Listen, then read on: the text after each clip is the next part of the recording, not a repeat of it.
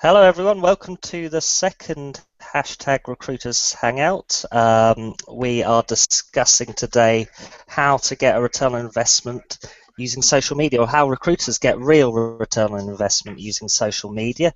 If you'd like to join in today, please do so via the #Rec Hangout. You can do so on Twitter and Google+.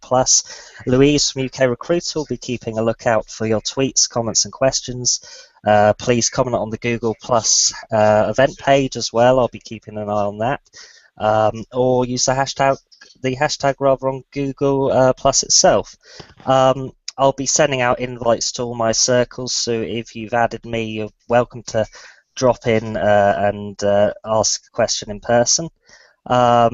We're joined today by Steve Ward of Cloud9 Social Media and Digital Talent.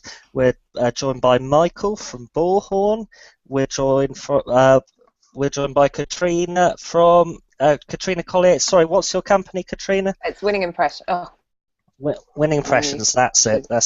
And we're also got Mark from Tira and the F10 Group, who is a fellow host, and Alan Whitford from AdTech Partnerships, who will be hosting today. So, Alan, I'll hand over to you. Thank you, Lewis. Welcome, everyone, and welcome to our distinguished panel. We're looking forward to a bit of fun today, and we have what is a very topical thing to be talking about: ROI of social media. And Steve is going to kind of lead the charge on this.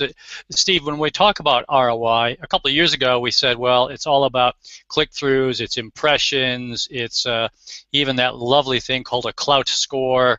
All of those things were going to deliver us to ROI. What do you actually consider to be ROI? Well, let's go back to the simplistics of what a recruitment business needs, and the only way it can be successful in the beginning is to have clients and candidates, and therefore the only measurable ROI on social media that kind of matters from the effect of social media is the delivery of candidates and clients.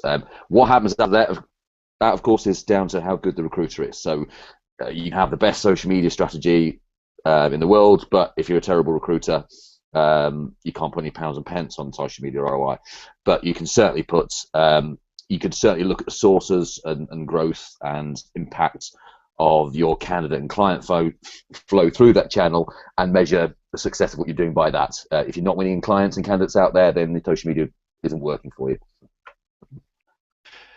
So in that case, this is going to be a very short hangout. If the complete ROI is disagree with me. Complete ROI, fill the jobs, we're done, right? Yeah, exactly. No, it is. I think we all know there's lots of. I mean, as there's always been, there's lots of different layers of what we consider to be success factors in the journey of running any business, let alone a recruitment business.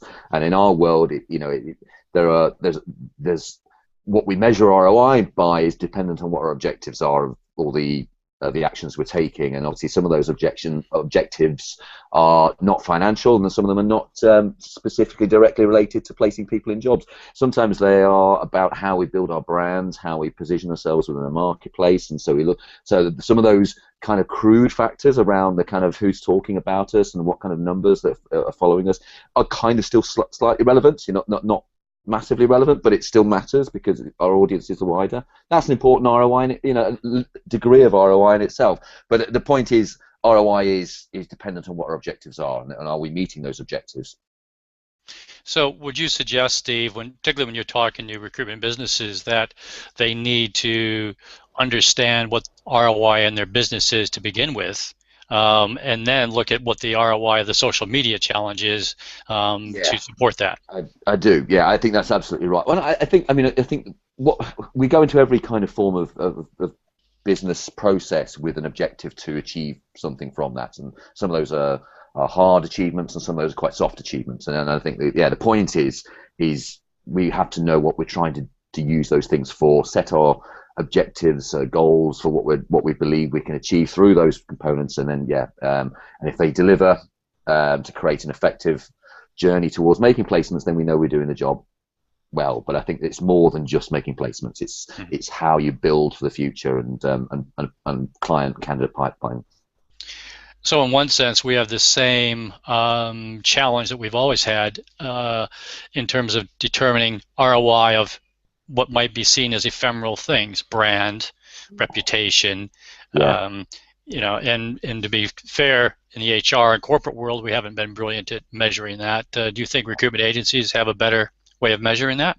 Well, I think there's a crude way. Of course, recruitment agencies will only measure it by one way, and I think that's one of the reasons why recruitment agencies have a bit of a challenge with social media. Is it's very, very difficult to put the financial figure on the ROI of social media, an ROI financial figure on social media, because because all of a sudden we're taking it away from being a direct sales fast delivery process. It's part of a branding and marketing journey as well as a sales journey, and that's an area which recruitment companies on the whole have a difficulty understanding or coping with, I guess, to be fair. And so that I think most recruitment companies would want to measure it purely by placements. That's what they would probably want to do. They wouldn't look at the other success factors as being successful. I disagree. I think there are a number of success factors that we have to measure in order to make sure that we're doing it correctly. Right. Michael, you come at the social media from two sides. One, obviously, to promote your own business and using social media channels, but also working with your customers and how they embed social media into their particular process, and some of your products help them do that. Do you see this measurement being one of their key drivers? Yeah, and I actually kind of see that social media has given us so much all at once that we're going through this evolution where we're figuring out there's multiple points of ROI here to the organization. So yes, it's driving placements, and social media has been a great tool for hunters and gatherers that are really recruiters in order to drive placements. But then I think there's another measurable side to the ROI in the brand building side of it as well, and we're actually seeing that maybe the recruiter isn't the best person to build the brand for your business. So you actually have to split that functionality off, or split that function off, to have a strategy and dedicated ROI to the brand management concept, as well as having a strategy related to the hunter and gathering concept that maybe the recruiter is traditionally better suited for. All right, and we've seen one of our viewers on Google Plus has already made a comment, so it's great. Welcome, I think it's Johnny Walker out there, that perhaps the ROI is measured as a number of leads presented to the sales function, but it's their responsibility to convert those leads into an actual revenue or sales. So it's not in a vacuum. It's social. He's suggesting it's social media, digital marketing equals inbound marketing. Do you agree with that, Steve? I do, yeah, absolutely, yeah, I totally agree with that. I think the point that Johnny makes is exactly right. It's an inbound marketing thing. It's a lead generation exercise. It's a marketing exercise, more so probably than a sales exercise. And yeah, I think the point he makes about the fact that it's ultimately the pound and penny measurement factor is all down to the capability of the recruiter. That has nothing to do with social media. That has to do with the capability of the recruiter. So yeah, I agree. I think that's a good point. I think it's a good observation. Well, yesterday at the Louisa's end of your UK Recruiter Conference, we had a debate at the end of the day about the impact on the end client and the corporate. And Katrina, you work a lot with end hiring organizations.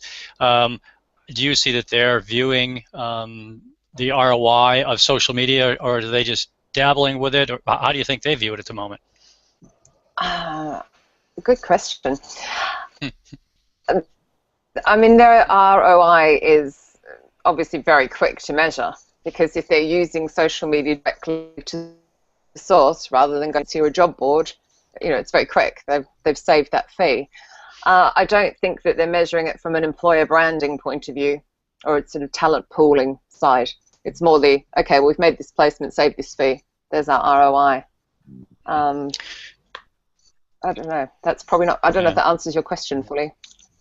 Well, no, I did, but I think, and Mark, I'm going to ask you to comment on this too. I think one of the challenges that I would suggest is that the corporate, perhaps their systems or their processes aren't necessarily in place to actually even measure properly and allocate where that candidate come from.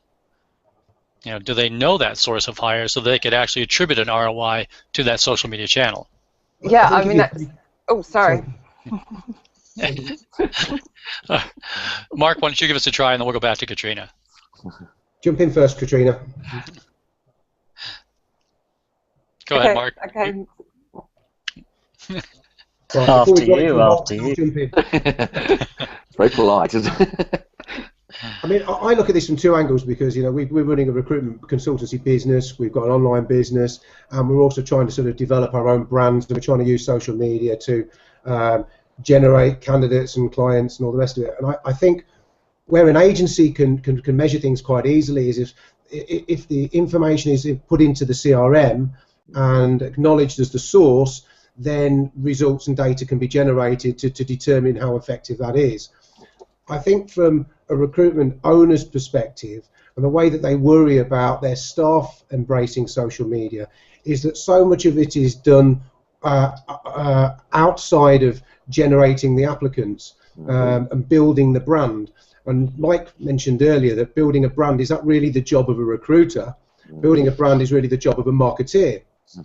The conflict for me occurs in that the marketeer doesn't have the knowledge to be able to build the strength of brand that the recruiter should, as the specialist niche recruiter, have to develop the reputation within the marketplace to generate that sort of go-to presence that they want to. But they're trying to do that without the marketing knowledge. So there's where I see the conflict is. Okay. Yeah, I agree with that. Yeah. Yep. Katrina, does that kind of resonate with you in terms of what you see your clients, your corporate clients? I think I always go back to, I don't know if I'm quite answering, I'm answering in a strange way, but that people buy from people. So I kind of agree that the recruiter needs to be the marketer, and I sort of disagree that you need someone else doing that. I just think with any organization, it's people are brought into people. So if you're building your online presence, be it on LinkedIn or Google Plus or Twitter or wherever you're doing, people are buying into you as a person. And I think that's where a lot of conflict comes in the corporate clients I talk to, because they're a bit like, oh, you mean you're going to be representing our brand, but also representing yourself, and there's this, that's where I find the conflict is, because they almost need to be a bit informal to attract people in, and that can go against brand. And I think that's a big issue with agencies as well, by the way. Sorry, just chip in. Sorry. Did you say it's a problem with agencies? I think it's the same problem with. I think it's even more of a problem with agencies because of the natural paranoia of agency ownership and around the use of recruiters using social media, and the best way to do it is the face. You know, it's that person who people recognise in that for that skill set and for that personality or whatever it is they create within their industry. Recruitment companies are scared of that, really scared of that, and but actually it's their best way, it's their best opportunity to get to the market. But again, it's going back to the problem that recruitment companies aren't set up to think about how best to apply social media to the way that they win business and retain business.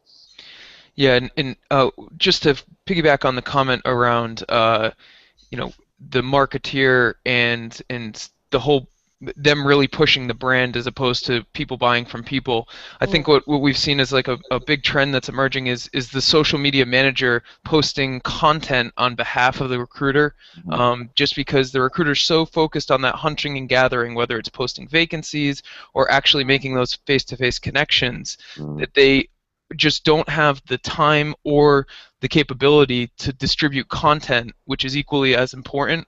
So we're seeing a lot of social media managers posting content on behalf, approved content from the business, so you eliminate the risk that corporates are always worried about as to how brands are being represented, in posting on behalf of the individuals. So you still have that, this is Mike Restivo connecting with his network, not Bullhorn connecting with, you know, the network, as a kind of in between right now, because there's no silver bullet for it.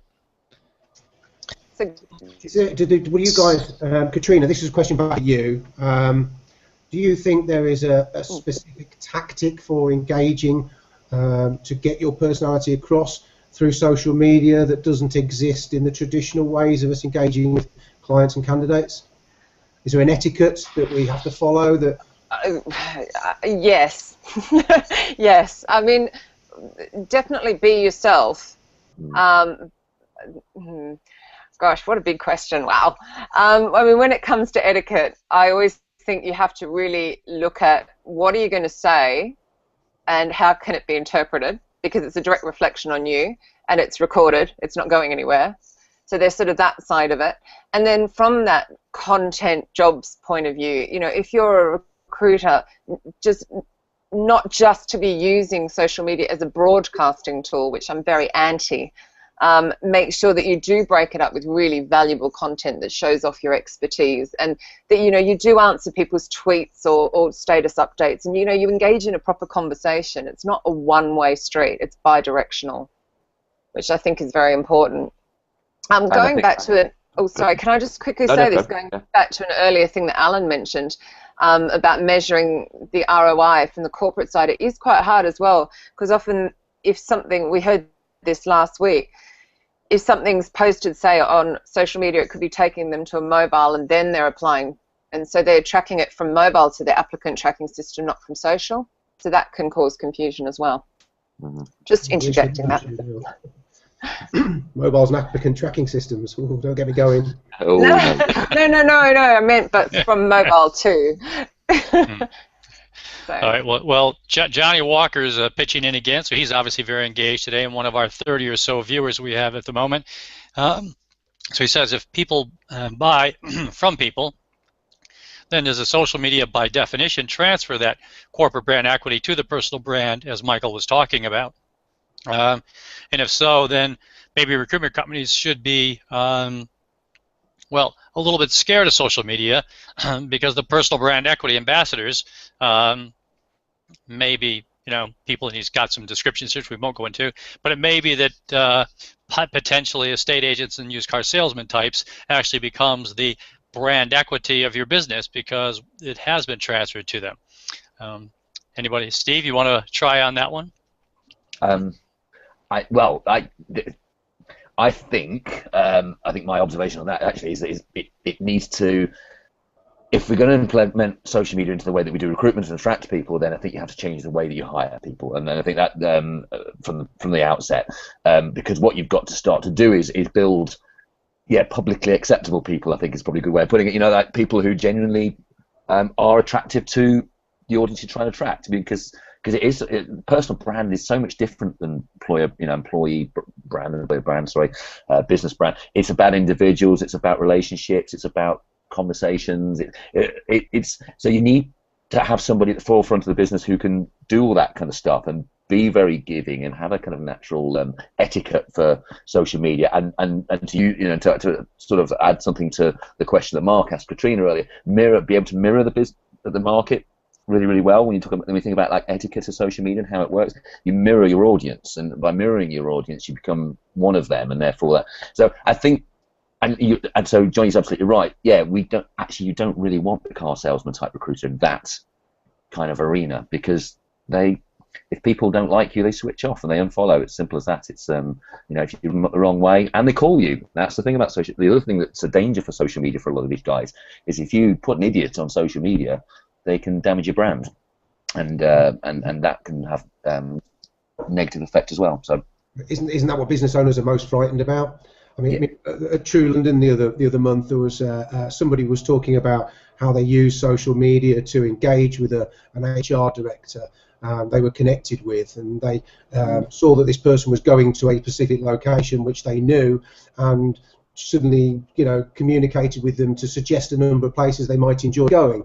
And the end result was they built a great rapport with that individual and subsequently ended up getting lots of business. But that is exactly the type of positive scenario which I hear social media people, portraying as the benefit of using social media to engage, which frightens the hell out of me as a business owner, because do I really trust that my guys are going to be trawling through social media all day to spot that one opportunity which might subsequently pay dividends 3 months down the line?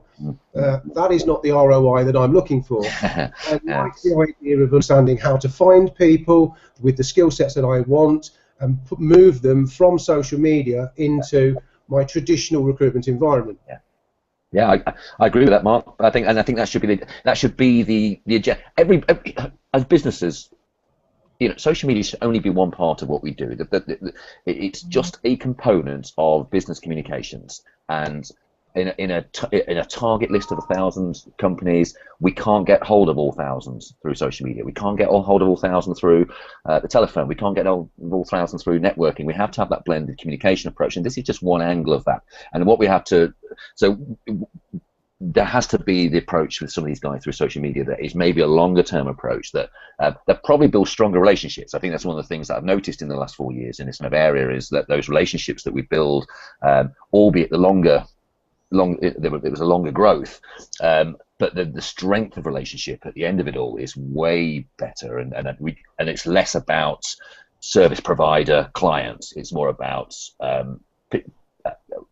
friends is very simplistic, but you see what I mean. There's kind of like a natural rapport and a kind of a mutual respect that comes from it. So it's just different layers of communications, and as long as we understand how to integrate them all into the process, then that danger you've got that they're just applying social media is and waiting is alleviated.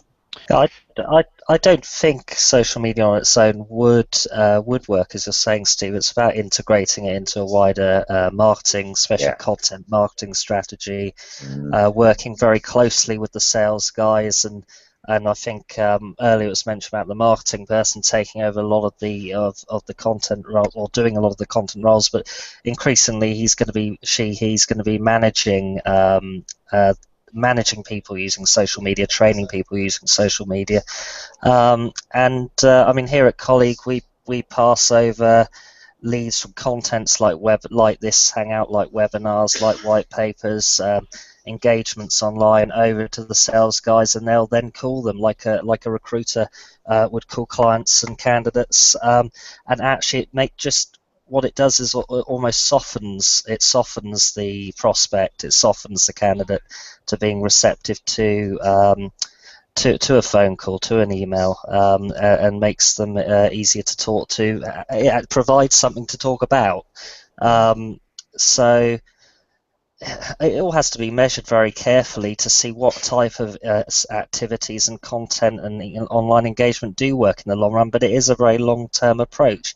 I'm constantly having to try and persuade our sales chaps here that it is worth their time down the line, especially as Michael will know in software, where things take a long time, a lot longer than in recruitment to achieve a sale. So anyway, sorry. Next. All right. Can I add to that? Thank you, Louis. Yep. Oh, sorry. It's just something really simple. I mean, for whether it's sales of software or recruitment, I think where a lot of people fall down is they're not reading the profile and they're not tailoring the messages they're sending. And I think that's kind of where the LinkedIn recruiter license isn't really that great, because nobody appreciates a blanket message. I mean, I've had 2 messages in the last 2 days that are both offering me social media recruitment training, which of course made me laugh quite a lot, but it's like, 1 second look at my profile, it's pretty clear what I do.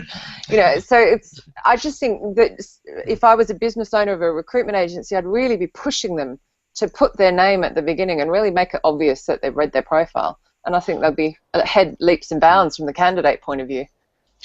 And sorry. No, so I think that's a very good point, and I'll come back in a second. I also wanted to add that Miguel Adams, who's been following us as well, and he was at the UK Recruiter event yesterday, pointed out when we were talking about the etiquette piece, you know what, it's not different etiquette just because you're online or because you're hiding behind a screen. If you've got good etiquette, you have good etiquette. And it's especially important for small companies, especially in the startup world. So they do need to make sure that they're acting properly. And to where we're headed with this sort of idea of we need to get the recruiters really active, but at the same time, and we talked a bit about this again yesterday with Graham Palfrey in terms of where's the value to the recruiter? Well, the recruiter's got to be making placements. But the old line model where we always had a couple researchers, something like that, at the bottom rung of the team and the agency, that resourcer now is becoming a different person because now they're using the various social media channels and other channels to go identify, find people, or they're engaging with the marketing department. So I think we're maybe seeing a slightly different mix. So I will push back to Steve and to Mark, who run recruitment businesses. Who is the right person to do that? Is it the recruiter, or do we just have, hey, I've got 2 researchers there, that's their job, keep feeding my funnel, and why do I, as the recruiter, need to be playing around on this stuff? Mark, you first.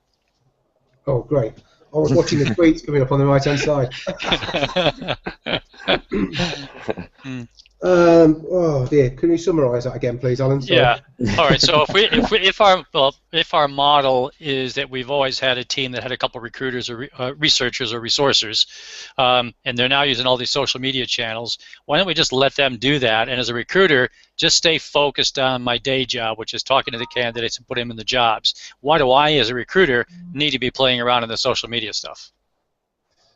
Well, surely, I mean, the idea of social media is to open up new channels of communication to find and identify people that we can do business with.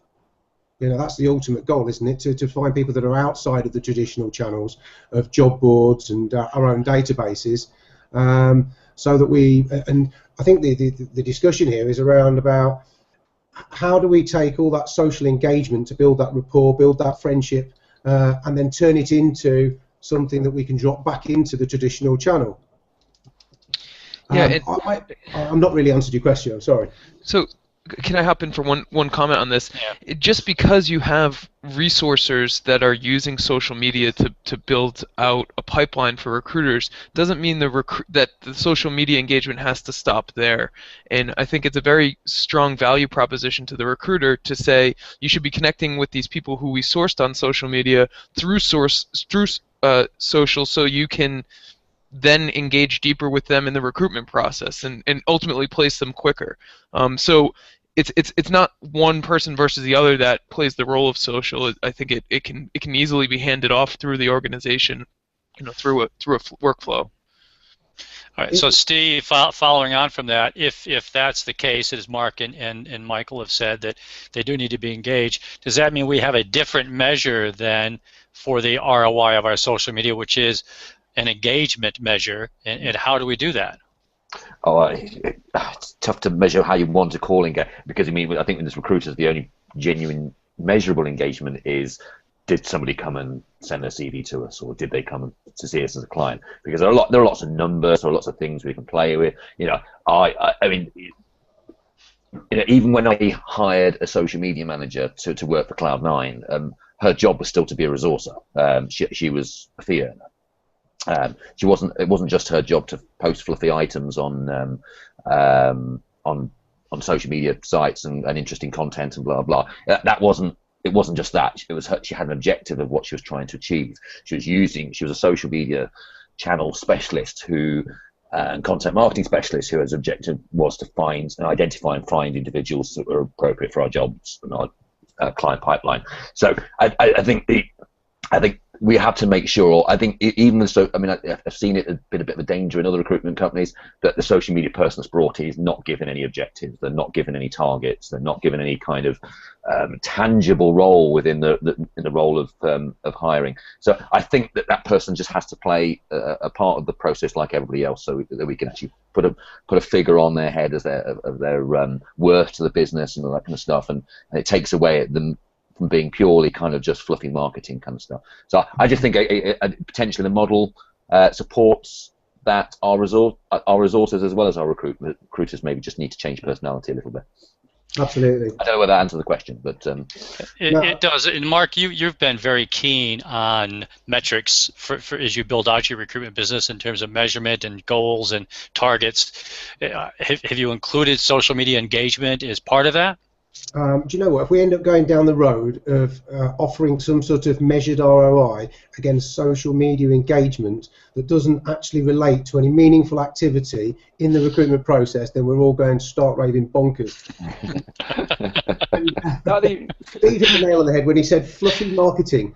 Do you remember in the old days when marketing departments and agencies used to get away with spending thousands of pounds on businesses on fluffy marketing that had no measurable sort of return, but we were winning share of mind from the audience that was out there, and small businesses used to think, how the hell can we justify allocating budget to winning share of mind?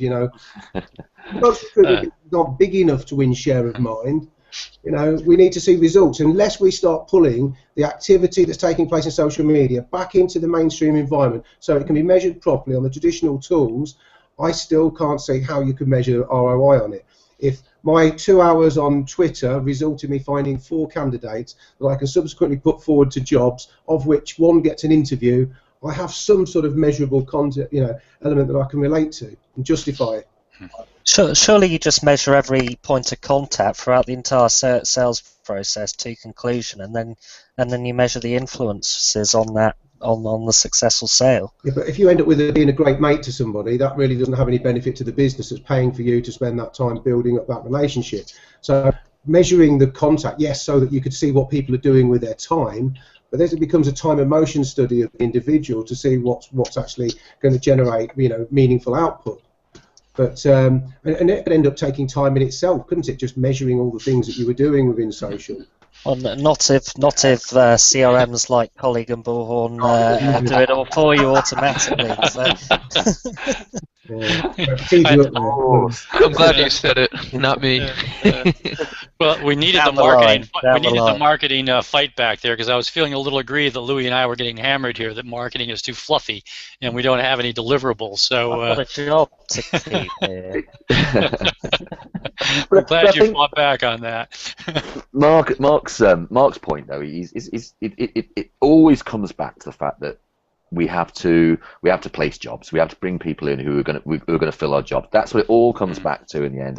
And there are lots of what we've got to do in the process where we have an opportunity to do with things like digital marketing and social media marketing is we have the opportunity to measure components of the journey. And what it means is we can alleviate issues earlier in the process than wait. I think Mark sometimes painting it there a little bit like it's a kind of like you put stuff out there and wait and see what happens, and eventually the penny drops in 2 months or something. And actually it's not. You have to do lots of multiple communications and ongoing communications, and there has to be some really smart strategy about how you connect and win peace of mind, if you like. I mean, it's there, but it's there for a reason, because it's why massive brands spend millions of pounds on peace of mind, share of mind, or whatever it's called, because in some form or other we need. I want to have an industry. I want to serve an industry that thinks of me first when they need to hire somebody, and thinks of me first when they need to get a new job. And that's what we build Cloud9 on, is the automatic reputation of being the person you go to when you need one of those people or one of those roles. Now that I don't think that's been different over the years. I think we've always looked for that. Like 20 years ago, we looked for that kind of thing. It's just we have an opportunity to influence it better because we're in the conversation with them. We're not just one guy on the end of the telephone and another guy on the end of the telephone pulling faces. It's a different dynamic, which gives us masses of opportunity, but we have to do it really well to make it work.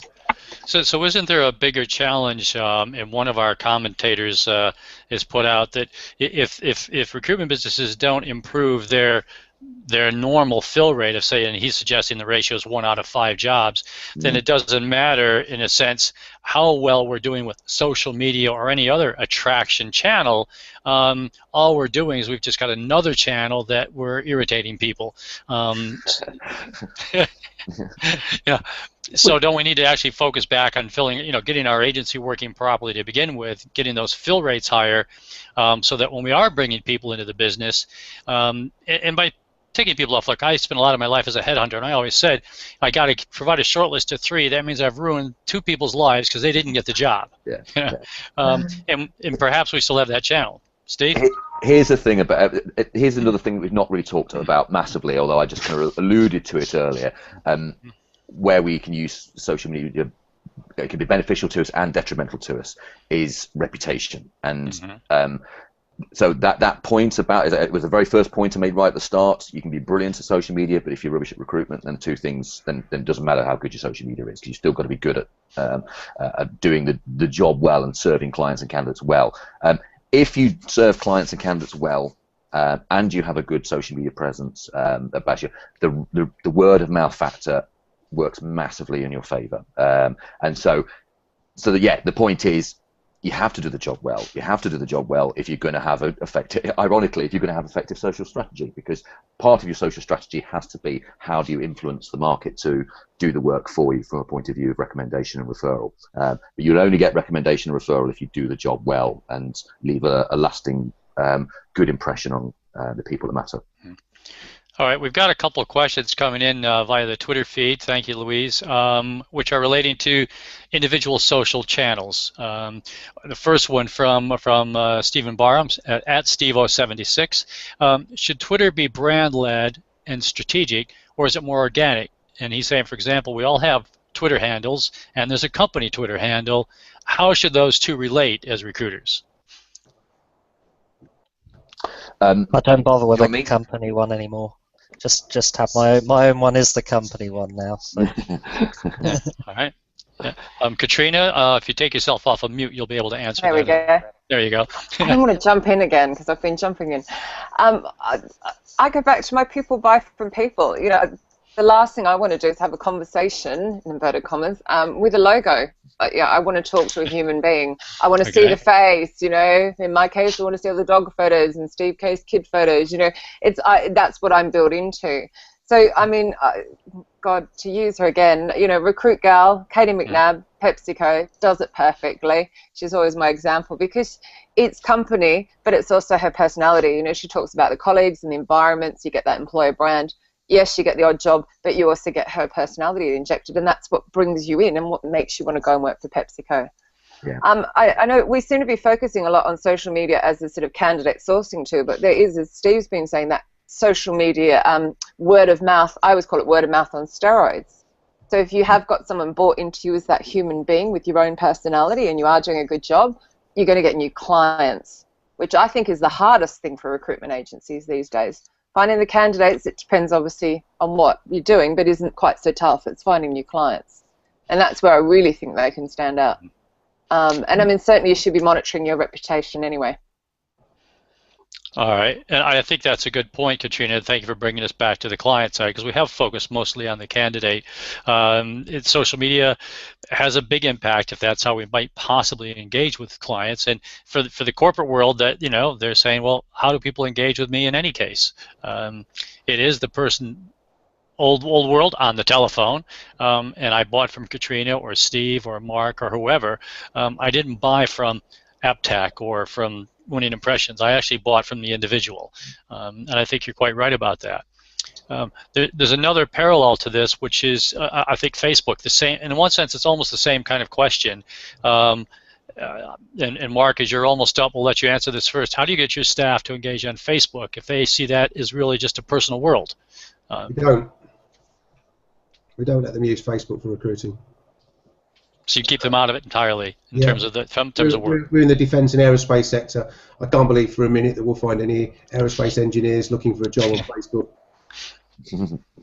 All right, Steve, how do you see that? Because we had a lot of debate again yesterday about the Facebook personal versus professional side of things. Yeah, and it'll always be there.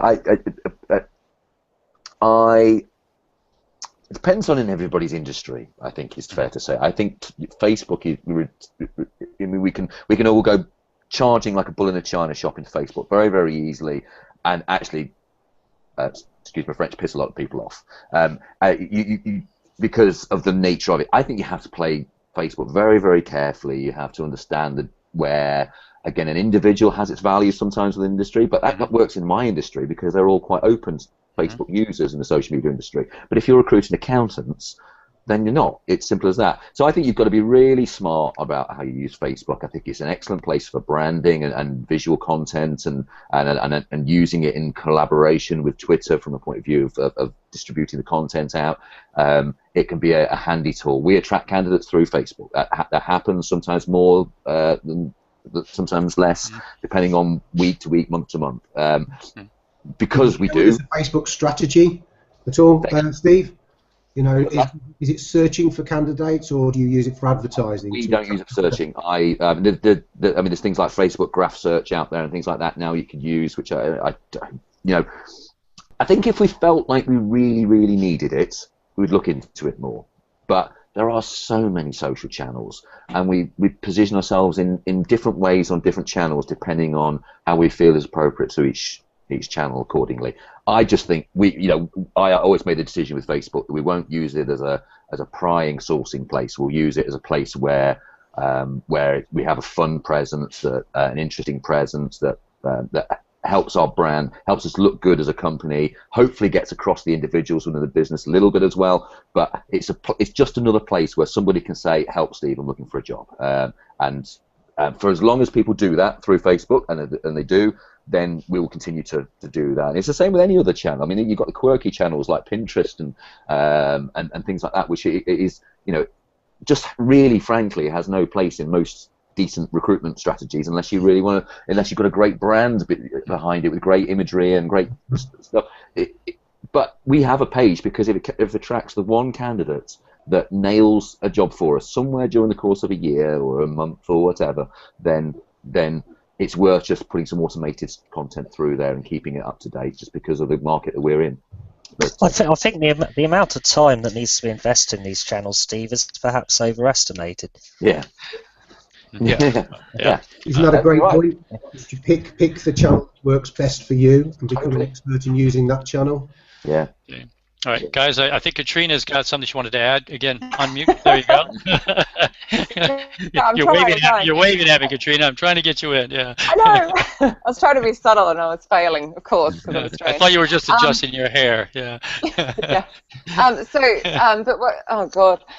What I was going to say with some of my clients, depending on the demographic that obviously they're looking for, it can be extremely effective. But using it more for a pay-per-click advert, which is of course quite cheap. But if you've ever gone in and played with it, you should be very, very specific about what you're looking for, and have great success with very little money at hiring people. I mean, it's fantastic for Asia and places like that, for example, as well. But I do think that the younger ones are already leaving it because we oldies are on it.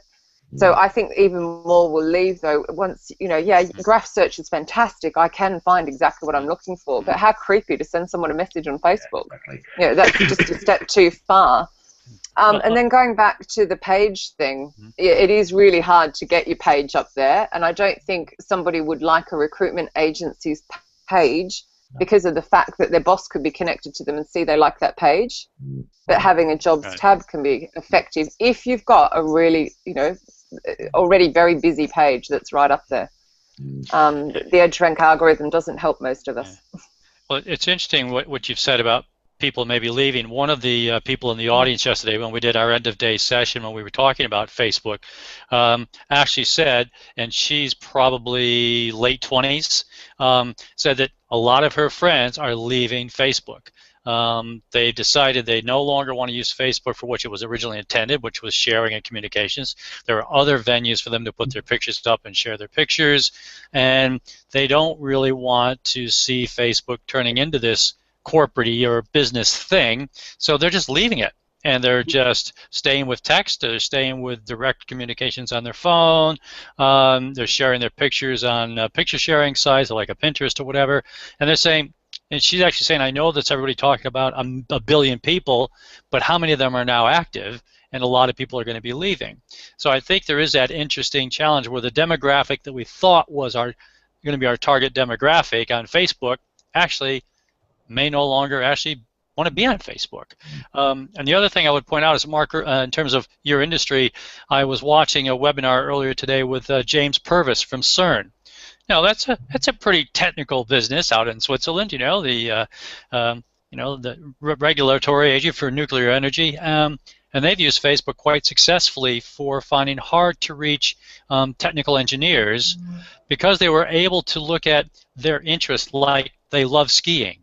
Mm-hmm. Well, if you love skiing, why not move to Switzerland in the center of the Alps and come work for us?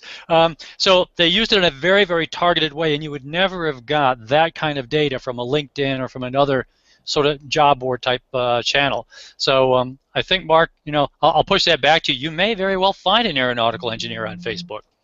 Okay, well, I mean, I'm not disagreeing that sort of a company with the size and the global interest of someone like CERN couldn't actually start to generate interest on Facebook, because kids are interested and people are interested in innovation and creation and latest technology, and that's all sexy and funky. And also, I bet a lot of their communications come across through video. And Facebook seems to be becoming the platform to share video. And on some of the things that you're talking about, people leaving Facebook, I mean, they are a bit of an urban myth, because there's no real statistics to show that people are leaving Facebook in any large numbers. They still got their accounts. They probably don't use it as much in the way they used to use it. So people talk about it as if they're leaving it, but they haven't really left it. Yeah, well, MySpace has still got 1 billion users too then. Yeah, and LinkedIn's the same. People are changing the way they use LinkedIn. It's not the sharing, communicating channel that it used to be. I think it's becoming more engaged on LinkedIn. Actually, seeing a lot more engagement of late because of the changes in the design. Maybe in sorry to jump in there, Mark. That's all right. Not the Mark Stevens show, I know. Yeah. So one of the things I'll point out about the leaving piece, and Andy Hedworth had an interesting response to that, was it doesn't matter if they've left, or if they've left MySpace, if they've left any other of these sites, their data is still there. So as a headhunter or a recruiter, if I'm just trying to find out information and get some hints about someone and start tracking them down, they may no longer be active on one of these channels. But if their information is still there, I can identify them and then go to another channel, like a LinkedIn, for example, and continue that research to actually find the individual. Which might tie into one of our watchers or viewers, the Social People Index. They asked an interesting question. Is it possible that that while using social media so much during the screening process, the recruiter might actually miss out on other talent because of the subjective decisions that seeing someone on a social media channel might cause? Who wants to volunteer to jump in on that one? Steve, you want to start out on that? I missed the start of it because my 6-year-old boy decided to walk in. But now, you're talking about the detrimental effect of individuals' presence online. Well, I think there's that combination, but also is for using social media, and their kind of follow-up on this is how much weight a recruiter is putting against the social aspects of the individual's Facebook or other profile. So does this social media channel thing start to get in the way of the recruiter engaging with talent because they might be affected by what they've seen on that social channel? Oh, I mean, I think the answer is yes, because I believe it happens. Do I? I'm somebody who separates the two from a point of view. I just don't think that what I do on a Saturday afternoon has any bearing whatsoever on what I do in my job in the week. I don't think people are that thoughtful to think about their career when they're posting pics on a Saturday night with their friend. I'd like to think that people, unless we're talking about obviously very, very extreme negative, I'd like to think people would not judge people in that way. Sad news is people will, because it's all there. It's all there in front of us now. It happens in different ways. It's happened in different ways for years, but now people just got access to loads of. I think sadly, yeah, it will happen. I hate the thought. I just think it's kind of it has very, very little bearing, and but yeah, we apparently we know that HR people do that. Go, Michael. All right, Michael waved first. We'll let him go, and then Katrina's waving strongly as well. Michael, you first on that. Yeah, sure. So I've hired a fair share of people at Bullhorn, and for me, it's not about the content of what they're actually posting on the weekend or whatever it is. It's their raw decision skills of to post or not to post this stuff, which is embarrassing for the candidate, and that's what I kind of look at, not necessarily the fact that they're doing whatever inappropriate activity it is. It's that they tangibly made the decision to post this stuff, and we're beyond the phase of social media where it's, oh my God, the whole world can see this. You know, that's 10 years ago type stuff. So for me, that's what it boils down to. So Michael, you don't believe what Mitch has added, that people view Facebook as it's Hotel California, and they're never going to actually leave it then? He's too young to answer that. That being said, I have my younger brother has all but left Facebook. He has 2,000 connections on it, and he just doesn't log in for any reason at this point because he's got enough. I think mobile technology has advanced enough in other areas for him to communicate on every level that he wants to, that he doesn't need to use Facebook anymore. Right. The thing is, my friends don't want to listen to posts about recruitment all day long, so I leave them on Facebook so they don't have to watch these hangouts and so forth. Right. That's why you have to separate your Facebook contacts out into lists, and then you don't have that issue. Oh, yeah. I should know all this, Steve. Thanks for that. Katrina, I think you wanted to jump in on that piece, yeah. Yeah. So, yeah, obviously I'm training corporate recruiters, and I'm afraid they do make these snap decisions, and the most amusing ones come up just simply on LinkedIn. You know, up comes profile, snap decisions made on the profile picture. There are so many inappropriate profile pictures out there, and I'm not talking because they're old or anything like that. I'm just talking inappropriate, or they look arrogant, or they look angry, or it is either put a decent photo there or don't put a photo.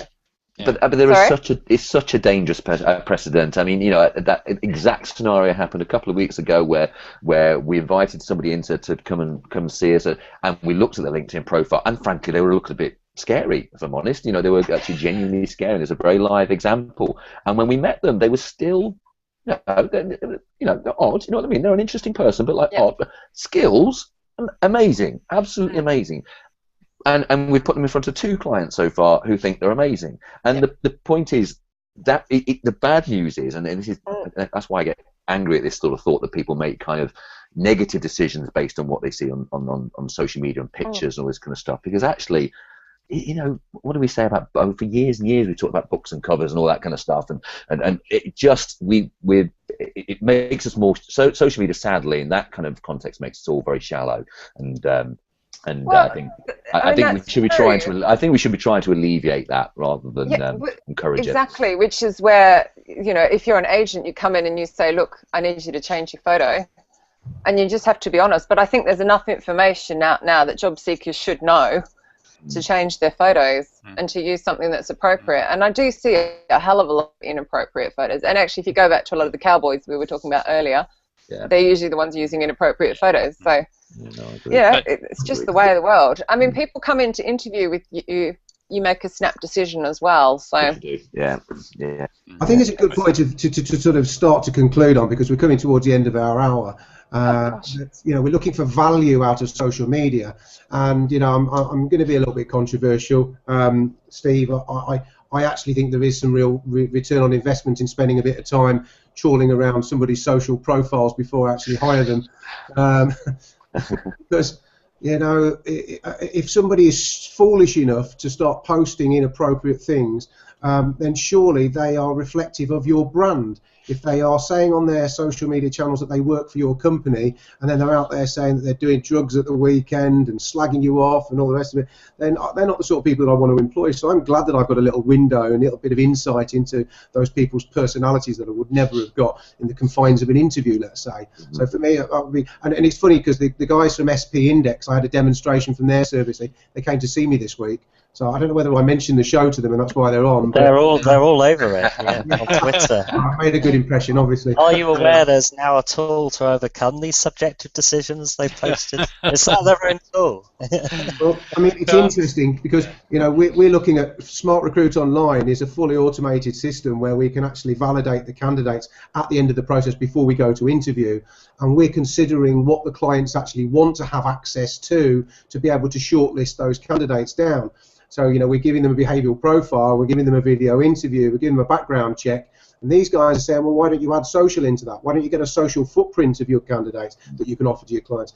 And, you know, for me, that's a reasonable consideration. I don't know yet what the thoughts of my clients are going to be, and we're going to survey them first before we go ahead and integrate. But it certainly got my interest. Yeah, your clients will love it.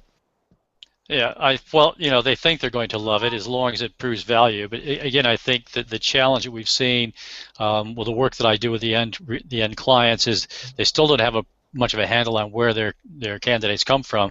Yeah, and this is one of the differentiators we talked about again yesterday that agencies have got to think about is how do they differentiate the service they bring to the corporate as we move more to the world of in-house recruitment teams taking on more value. I think as you said, Mark, so we're heading towards wrap up, but we started this theme out talking about the real ROI of social recruitment. And I think what we've started to see from our panel and from our external contributors that the real value is for recruitment agencies, do your job well, use a social as a communications channel, as a sourcing channel, as a combination. And Mitch actually did make a very positive comment after one of your comments, Steve, which is if we do the job well, and your social media brand will take care of itself. Yeah. If we work with fewer clients and get a higher fill rate, then the agency is doing the job that we all really needed to do. And that ties into what Graham Pelfrey Smith said yesterday. When you're looking at evaluation of an agency, you need to get recurring revenue and increasing revenue to show value in your business. So if social media is a tool that helps us do that as in recruiters and agencies, I think that's we're showing a real ROI. Let's do a quick whip around the room as any final thoughts. Steve, we started with you. Final thought for you on both the themes of today and the ROI piece that we started out talking about. Yeah, my simple probably synopsis is treat the recruitment process the same way as we treated it 20 years ago. Just understand how social media plays a part in identifying talent and identifying and winning clients. And if you can understand how that comes into the equation, then the ROI speaks for itself and what we do afterwards. But yeah, it's just another way of winning clients and candidates. Bingo. All right, Michael? I'll stick with my original point around segmenting off what components of ROI you want to target for the business. With Steve's point there, the recruitment process can have a very direct, tangible ROI, but you have to focus on that bit of it, and segmenting off the marketing piece and putting it in the hands of someone who can deliver that for your team, and you can focus on that bit. All right, Katrina, thoughts from you? Be niche, be good at what you do, use social media to amplify that so you become known and you get more clients. That's quick, really, and two-way tool. It's a conversation. All right. And to our co-host, Mark. Oh, sorry. Two-way conversation. Two-way conversation, yeah. Mark, ROI, value? My final thoughts are, use social media to go out there and find and engage and build relationships, but pull it back into the mainstream channels so that you can actually measure it. You know, if it doesn't exist in the CRM, if it doesn't exist as a component that's measurable, then you have to ask yourself, what value has it got to the business that you're trying to achieve. Louis, that seemed like a nice segue into, if it isn't in the CRM, we can't measure it. Yes, yeah, basically what everyone said, really. You use social media as part of your strategy.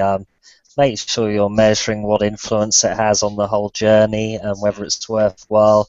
And obviously the ultimate aim is to make a sale, to place a candidate, and see what influences that journey to that happening. Use your data properly to measure it. And also there's loads of tools out there that is going to make social media engagement and sharing content marketing easier and quicker and more efficient. So that'll become less and less of an issue, and a lot of the problems we're facing at the moment, I think, in the next few years won't be such issues for managers and owners and consultants. So. All right. Well, and I would just say in conclusion, I think it's as we've talked about, there are different sourcing channels or different engagement channels. Understand your company, understand your client, and then pick that social channel that actually suits, or it may be old world technology, maybe email or a telephone. The measurement, though, is the success of your customer. And to me, as a recruiter, external recruiter, then I'm saying the success means I'm actually getting a candidate happy and a client happy. As an internal recruiter, I'm getting my line managers happy and the candidate happy. And if social plays a part in that, then the measurement is going to be I've got a bunch of happy campers around us. Like to thank everybody for joining in. Thank you very much for our external audience. It was bashing away on both Twitter and we had a few that tracked us within Google Plus itself. So Katrina, Michael, Steve, Mark, Louis, and Louise, who had to shoot off, but Louise was keeping the back channel open. Thank you very much for this week's edition of Recruiter Hangout. Louis, who do we have in 2 weeks? We have Jorgen Sundberg. Is that pronounced properly? I know Jorgen, so he's not going to like that. How can content marketing help recruiters? That's what we're talking about. So this will lead nicely into that show. That's 27th of November, 2 Wednesdays time. All right. That'll be Thanksgiving for you and I, Michael. So we'll, the day before Thanksgiving, we must get the day off, right? All right. Thank you, everybody. Thanks very much. Thank you. Bye-bye.